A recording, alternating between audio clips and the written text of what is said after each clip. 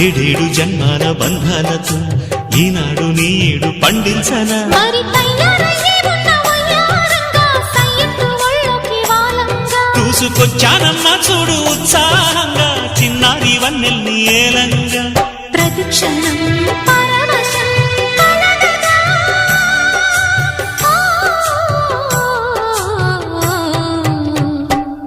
మనసా పలకవే మధుమాసపు కోయిలవై చెలివే తెలుపవే చిగురాశల గీతికవై